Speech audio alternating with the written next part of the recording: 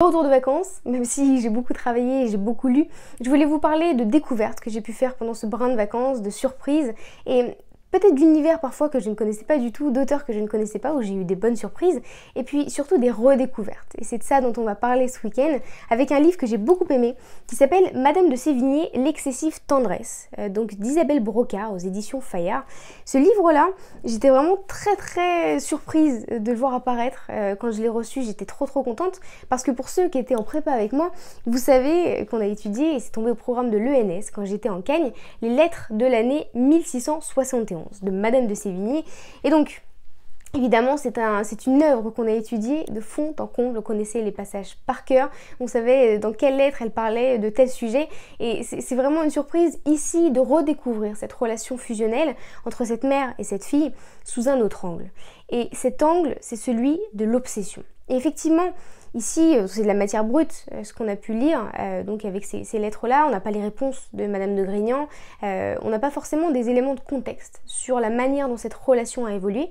Pourquoi est-ce qu'il y a cette séparation? Pourquoi est-ce qu'il y a ce mariage avec le comte de Grignan? Pourquoi il y a ce départ en Provence? Et c'est une histoire qui se construit au fur et à mesure. Et c'est un livre qui se dévore de chapitre en chapitre, on a envie d'en savoir plus et on a envie de savoir comment ça se termine. C'est terrible, mais c'est une relation qui est tragique parce que cette obsession, elle va virer à une relation qui est dévastatrice. On a l'impression que ces deux femmes, Madame de Sévigné et Madame de Grignan, ce sont deux aimants qui s'attirent, qui se repoussent et qui vont se détruire. Et c'est très particulier de voir Madame de Sévigné dans cette position parce que quand on découvre les premières lettres, pour moi c'était incroyable de découvrir cette mère qui ne voulait pas couper le contact avec sa fille, qui demandait chaque jour si elle allait, si elle n'était pas trop peinée par ses grossesses, si elle mangeait bien, si elle aimait l'air de la Provence. C'est une mère qui était aux petits soins. Et en réalité, même s'il y a des libertés qui sont prises dans ce livre-là, c'est vraiment une relation qui tourne à l'obsession. Elle oublie tout, elle oublie son fils, elle oublie ses amis, elle oublie sa santé, elle ne pense qu'à sa fille. Et sa fille devient un peu folle de cette obsession-là. Et donc c'est deux personnes qui vont finalement se détruire elles-mêmes.